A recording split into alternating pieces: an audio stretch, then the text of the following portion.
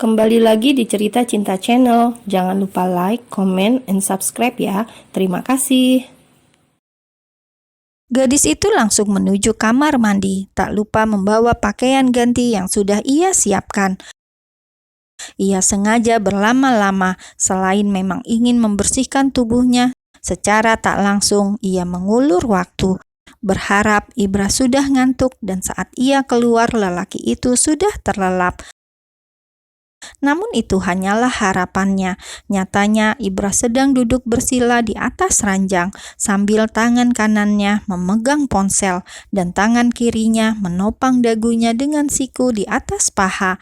Lelaki itu hanya menggunakan kaos tipis yang biasa ia pakai tidur dan celana boxer, memperlihatkan pahanya yang putih mulus dan sedikit ditumbuhi rambut-rambut halus membuat gadis itu bersusah payah menelan salivanya. Entah kenapa saat keluar dari kamar mandi, pandangan Inayah langsung tertuju pada paha mulus itu. Kenapa jadi dia yang berpikiran mesum, bukan seharusnya Ibra yang seperti itu? "Kamu sakit?" tanya Ibra saat melihat Inayah mengenakan sweater rajut hingga menutupi lehernya. "Enggak mas, cuma dingin." Dengan perasaan was-was, Inayah berbaring di samping Ibra yang masih duduk bersila. Sementara Ibra masih terus menatapnya. "Kamu tambah cantik kalau lagi berbaring gitu, apalagi kalau dipandang dari atas," sambil mengusap lembut kening istrinya. "Mas, jangan sekarang ya." Inayah memasang wajah memelas. Ibra menahan senyum. Sebenarnya ia memang tidak berniat untuk menyentuh istrinya malam ini karena khawatir besok istrinya akan sulit untuk berdiri atau semacamnya. "Kamu pikir aku mau ngapain? Sini." Ibra merentangkan sebelah tangan dan memberi arahan agar Inayah berpindah. Gadis itu pun mengerti dan langsung menjadikan lengan suaminya sebagai bantal. "Terima kasih karena bersedia menjadi istriku."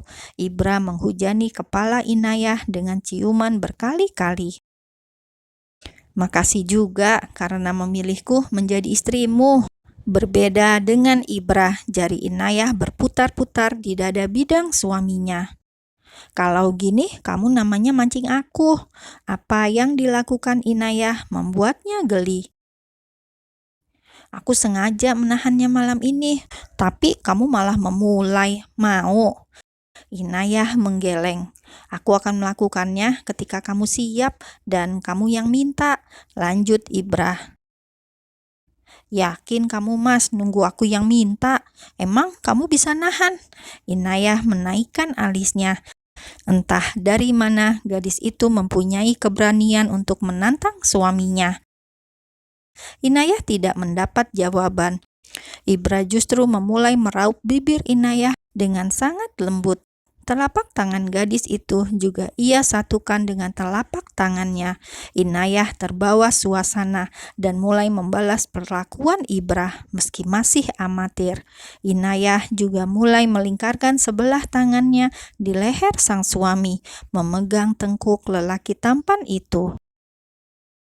Ciuman berlangsung lama, meski hasratnya sudah hampir memuncak. Ibra berjanji pada dirinya sendiri bahwa ia tidak akan melakukan lebih dari itu malam ini. Ia benar-benar tidak ingin membuat wanitanya kelelahan. Karena besok dari siang hingga malam hari mereka masih harus melangsungkan serangkaian acara resepsi yang tentu akan sangat melelahkan. Tapi rasanya ia ingin bersumpah bahwa besok malam tidak akan membiarkan Inayah terlepas darinya. "Udah pinter kamu ya, belajar dari siapa?" Ibra mengakhiri penyatuan bibir mereka dan berpindah ke tempat lain. Inayah mengeluh saat ciumannya pindah ke rahang gadis itu, menggigit kecil dan meninggalkan tanda kemerahan di sana. Sepertinya memakai sweater yang menutupi lehernya malam ini adalah pilihan yang tepat. Kalau tidak, bisa-bisa Ibra akan banyak membuat tanda di lehernya. Bisa gawat jika itu terjadi. Sementara besok ia harus mengenakan gaun yang sedikit terbuka memperlihatkan lehernya. Masa iya tanda-tanda merah itu harus menjadi tontonan banyak orang? Ya, aku belajar dari kamu lah, jawab Inayah. Masa yang benar, siapa yang menyentuh ini pertama kali? Ibu jarinya mengusap bibir istrinya yang basah karena perlakuannya. Ya kamulah Mas, kamu lupa kejadian waktu di apartemen. Berarti aku benar-benar beruntung. Ibra melengkungkan bibirnya membentuk senyum. Kamu pasti udah pengalaman banget ya soal beginian. Secara kamu kan dulu tinggal di New York. Tahu lah ya kehidupan di sana gimana, bebas mau ngapain aja. Di sana memang bebas sayang, tapi aku bisa membatasi diriku. Yakin, aku nggak dapat barang second kan? Ini masih baru dan belum pernah dipakai sama sekali. Kamu mau coba sekarang? Udah ah Mas, tidur yuk, aku ngantuk. Tidur beneran. Inayah mulai memejamkan mata dan benar-benar terlelap. Ibra mendekatkan tubuhnya lagi pada sang istri dan membawa ke dalam pelukannya. Ibra juga mencoba memejamkan matanya sambil menahan sesuatu yang bergejolak di dalam dirinya. Inayah terbangun kala merasakan kebas di beberapa bagian tubuhnya. Bagaimana tidak, ternyata Ibra memeluknya semalaman seolah dirinya akan pergi menjauh. Ia pun bersusah payah meloloskan diri dari pelukan lelaki itu. Ia keluar kamar saat membuka pintu. Ibra sudah bangun. Tiba-tiba ayahnya sudah berdiri di depan pintu kamarnya. Belum ya, sebentar. Inayah kembali masuk. Ia mengerti kalau melihat penampilan sang ayah, pasti ayah akan mengajak suaminya sholat di masjid. Mas, bangun, ditungguin ayah tuh, mau ke masjid sholat subuh. Inayah menepuk pelan pundak Ibra, namun tak ada respon. Ia pun mulai mengecup pipi suaminya berkali-kali. Mungkin cara ini bisa berhasil, pikirnya. Ternyata benar lelaki itu membuka matanya dan beberapa kali mengerjapkan matanya, lalu menarik tengkuk istrinya. Kamu kok bisa? Kenapa Mas? Bangun, ayah ngajakin kamu sholat subuh ke masjid.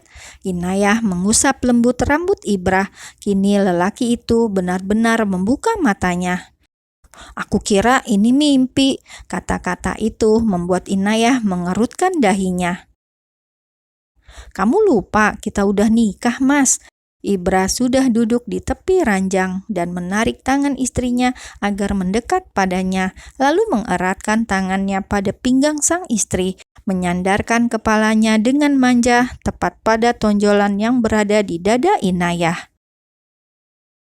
Mas, kamu udah ditunggu ayah, jangan tidur lagi, ucap Inayah kala melihat Ibra kembali memejamkan mata. Ya udah, aku bilang dulu ke ayah kalau kamu mau sholat di rumah aja. Saat Inayah akan melenggang pergi, Ibra kembali menariknya. Jangan, di mana harga diriku sebagai laki-laki yang menjadi imam putrinya? Iya, ini aku bangun kok sayang. Ibra melangkahkan kakinya ke kamar mandi. Lalu Inayah mengambil sarung untuk Ibra kenakan sambil terkekeh pelan membayangkan bagaimana suaminya itu jika mengenakan sarung. Nih pakai. Ibra meraih sarung itu dan mulai memakainya dengan sempurna. Inayah terkekeh pelan. Kamu ngetawain aku, Enggak kok Mas, ya udah sana, udah ditungguin ayah dari tadi. Ibra keluar dari kamar, mendapati ayah mertuanya yang sudah duduk di sofa ruang TV, mengenakan baju koko lengkap dengan sarung dan peci. Kamu udah mandi wajib? Itulah pertanyaan pertama yang dilontarkan ayah mertua saat melihatnya keluar kamar. Belum ya, Ibra menjawab dengan canggung. Loh, gimana mau sholat kalau belum mandi?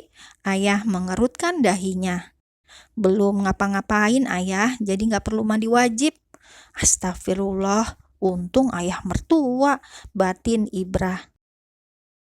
Oh, belum. Ya udah, ayo kita jalan kaki ya. Masjidnya kan dekat.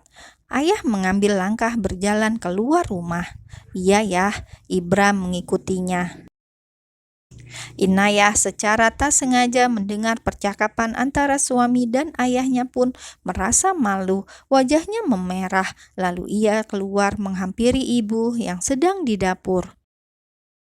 Ibu kira kamu bakalan telat bangun hari ini. Gimana, ada yang sakit? Ternyata pertanyaan ibu lebih to the point dari yang ia bayangkan. Gak ada alasan untuk bangun telat, Bu. Gak ada yang sakit juga. Inayah menjawab tanpa menolehkan wajahnya ke arah ibu. Ibu menatapnya dari ujung kaki hingga ujung rambut. Duh, kenapa ayah dan ibu pagi ini ngeselin banget sih? Pagi ini pasangan pengantin baru itu terlihat kikuk. Kata orang-orang, biasalah kalau pengantin baru pasti sering digodain dan dibully dengan berbagai macam pertanyaan. Dan kini Ibra dan Inayah sedang mengalami itu.